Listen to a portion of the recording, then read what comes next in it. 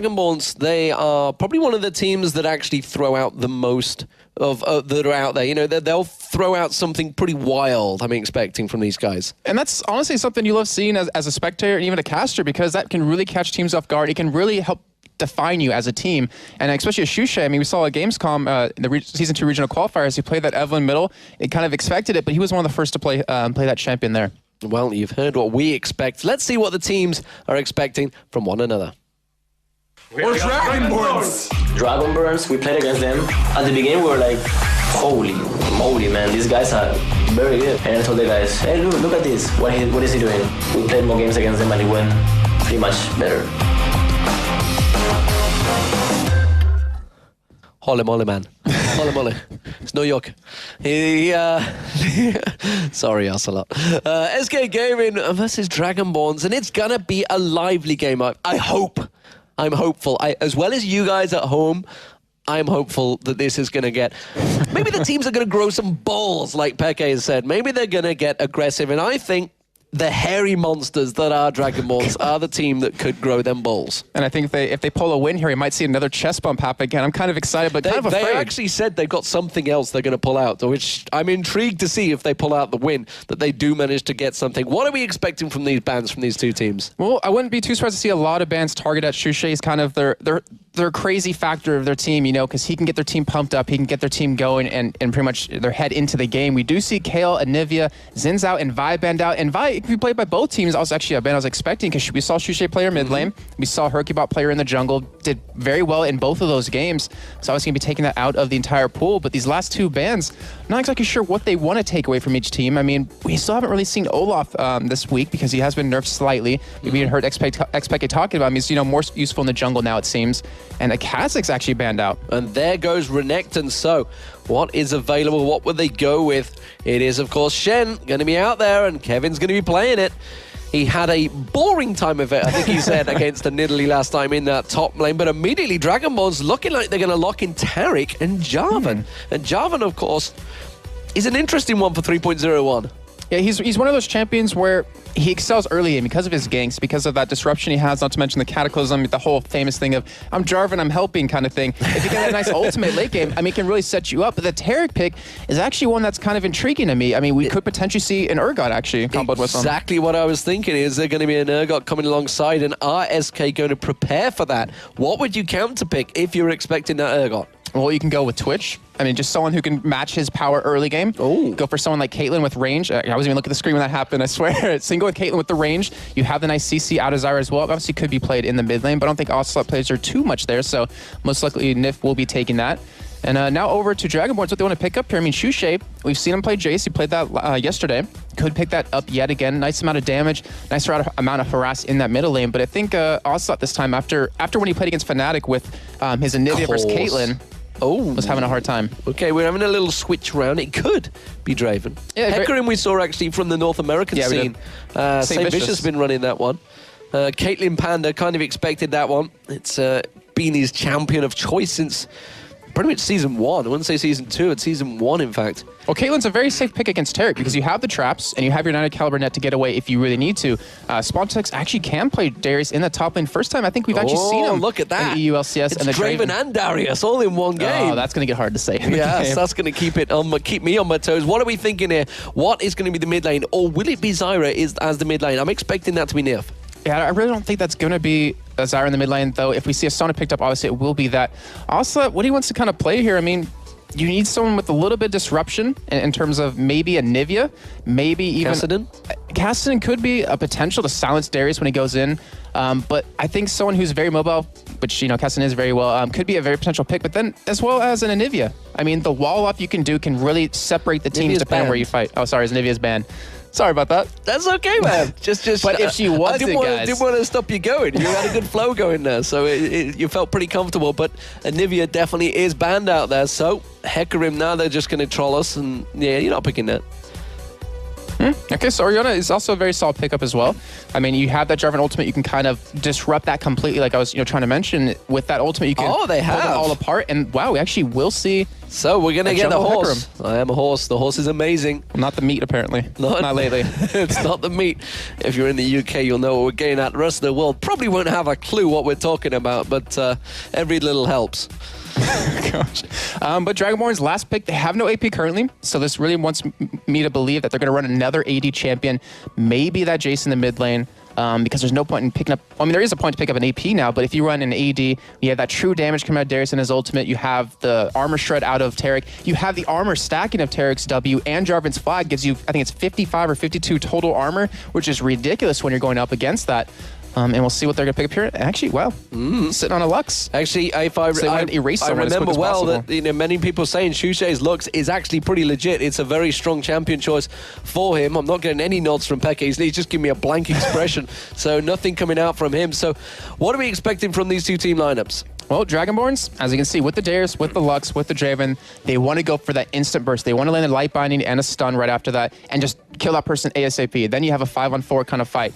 Looking over at SK, they have a very tanky lineup with that Hecarim, with the Shen. I mean, Hecarim, he builds tanky, but his W is what really gives him that extra oomph in when it comes to team fights, because you heal off of that when your teammates do damage. They have a lot of control with the Caitlyn traps, with Zyra, and even the Orianna Tapa, who, running that Ghost Flash on Ocelot's going to help him get in position, which he really is going to need to if they want to win these fights. Well, you see the teams on your sheets. I'm not too sure which way this one could go. Yeah, it's 3 really iffy. wins against 2 losses for SK Gaming currently. This would, of course, keep them in that second place. They are in there at the moment. They did manage to get that win against EG last weekend, but they lost to them this weekend. Will that be playing on their minds? Ocelot mentioned the fact that it has played on his mind. Will that keep them distracted, though? Will they just be focused on this game? Will that still be in the back of their head? So strong early on. They actually are going for an invade on that top side. Looks like they will be able to steal away that blue. As host and a mover, they push up straight onto a trap. Yeah, straight onto a trap. And actually might get caught here as they're running around the side, and they do engage. Oh, and you can see immediately Nif's going to go, hey, puts the grasping root down, puts a lot of damage down towards Mover, and that's going to force them away. They can't get around the backside to get those golems. And SK Gaming being very defensive there, and that trap be working its wonders. We do see Kevin coming round and realizes immediately the blue buff is gone. Yep, he steals away perfectly, ended up not using that smite, so he still has available. Could see some very early ganks, but what he needs to do now is make sure that his own blue doesn't get taken away. They have really good ward coverage to prevent that. He seems to have great controls, great micromanagement, and you can see he's keeping the pressure down towards Candy Panda. It's the stun actually, he's going for a different target. Is he going to be able to get it? There's a shot! Yes, he will! There's first blood for Mu. Hosan, the passive nearly caught him out there, did have to use the barrier, and just about keeps himself safe. That's Squeal Demon. But yeah, great play by Dragonborns. I was totally expecting Mover to do that because they had that early game damage. And the pressure on towards his top lane. This time Kevin, though, on the turret, is going to get pressured in. He's going to have to Shadow Dash and catch himself at the right time. Shadow Dashes. Maloona's taking a lot of turret damage here. Is it going to be 2 enough? The Ignite comes in, doesn't manage to get the slam down. Is the bleed enough? Spontexx does finish it off. There's the kill. Kevin goes down. You see Hercubot trying to get back in, but it's too late. Maloona is really planning on there, trying to bait them in. Don't think he's going to be able to put damage down, but Mover's going to get caught out in this mid lane. He gets dropped by SK Gaming, and Hercubot does manage to take the kill. They turn and burn. They're running towards the top. They realize there's a 3-man stack coming up there. They're not going to make it in time, though. So that will be the top turret going to Dragonborns. And we still have Dragonborns with a 3-man push on this top side. Hercubot finally going to be coming around the mid lane, though. It is a 1v2 right now. Yeah, we saw Hosan throwing that ultimate down the bottom, trying to clear out. Meanwhile, down the bottom here, you can see the top lane dive. Cataclysm being jumped on towards them, and Kevin just being dropped in the middle of it, just absolutely decimated. Ocelot's ghosting in. Ocelot is going to ghost him, but it's a 3v1. Are you insane, Ocelot? This crazy Spaniard going to go continuing through. He's not going to have the damage. Instead, the light bind is going to get thrown out. Now you see the bottom two, it does get taken down by Candy Panda, and they are forced to back away. And if we're going to create a problem for Dragonborn, they're going to have to react to that, or maybe just give up the dragon. Depends on what they do here. We can see. Hercubot. He's placing that ward out. Ward clears out. And as it stands, Kevin's getting that free farm on the top. He has got Stun United, of course, to come in and get in there. Spontexx going to clear out that turret. That ward is going to get picked up. Nobody got any pink wards left at the moment, though, so every time that ward gets placed down, it does get cleared, and they have got full vision. Ocelot putting that ball in on towards Shushay. Shushay trying to catch Ocelot with the light binding. Instead, the Dragon being taken down very low. Dragon Balls do pick up the kill. Are they going to turn it around, though? Hercubot's going to go aggressive. Gets in, gets the fear down. He does manage to catch on towards Maluna, but not enough. You can see the Lushman Essence catching out there. Spontexx diving on towards Nif as well. And now you can see Hercubot taking down very low. Cataclysm. Shockwave gets popped out. Spontexx dives in towards Kevin. Spontexx very low, but Hosan is just burning the damage from the side there. And everybody backs away. A 1-for-1. Hosan, do not carry on this foolish task. He's going to try and dive in. Ace in the hole comes out. He doesn't manage to get blocked off. Just plowing in there, but Dragonborns, they may well have spotted an opening here, and there's not a lot Ocelot can do. Cataclysm diving on towards him. The ultimate being thrown straight out there. They're going to force him away. They should potentially have focused on towards the turret, though. Hosan's in trouble now. He's going to get focused down, but the shield, the barrier is not going to be enough. He's just one more hit, and Hercubot manages to pick up the kill. Now they're going to turn it on towards Moveair. Moveair flashes away. They're going on towards Maluna. Maluna bashes away as well, and the damage from Dragonborns was non-existent because they should have just surely focused on the turret. Instead, they went and got greedy and went for the kill. They ain't got time for that, Demon. Ain't nobody got time for exactly. that. To have them. They don't want to fight. They don't want to risk anything. And it's understandable, I guess. We are in week 2. Things are getting serious. And, you know, when the playoffs start to happen, it's going to happen later on in the team. But sooner or later, one of these teams is going to have to take the stand. They're going to have to go aggressive and just catch people out. And it's coming to that point where you have the items you need. It's just all about your synergy as a team because the gold lead isn't too heavily in favor of either team right now. We still have Kevin and the top lane yet again he's going to get his turret. Yeah, he's going to get it this time. He's now that strong, that tanky, that he doesn't give a monkeys that the actual turret's shooting him. And finally, oh my lord! Shushay finally catches 2 people out there. And Ocelot and Nif just removed from the map. That's what we were waiting for. Finally, that final spark does land, find its home, and that's going to be the middle turret gone. And now Hosan actually going 1-to-1 with Kevin in that top lane. It is going to be the Dragon also being soloed by Maluna. Suddenly, everything happens at once. And that is the dam breaking right there. And I was trying to find, actually in the mid lane, we do see engage on a Candy Pan again. Shen ulting in though. Spontexx trying to get the apprehend on towards Candy Panda. He's got him fully bleeding. He can't get the dunk though because he manages to get away with that 90 caliber net. Now Hercubot's going to get dunked on. It's not enough. He ults away. The bleed is on. Will he go down? No, he will. Yes, he will. The horse is down. He's now a burger.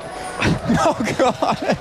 And the dam completely just broke. All the fights breaking out everywhere. And Dragonborn's coming out ahead with this 8-3 now. They have such a huge gold advantage, and they're pushing this aggression really hard. They're going to get this inhibitor turret, and this game is looking very good for Dragonborns. Finally, the inhibitor is going to fall. Everything suddenly collapsing at once, and Dragonborns grew some big hairy Malonies. I don't know what to call them. But my God, suddenly they did get it. Maluna goes aggressive. There goes the laser. The final spark once again. The Zyra ultimate catches the shockwave, pulls in the Dragonborns though.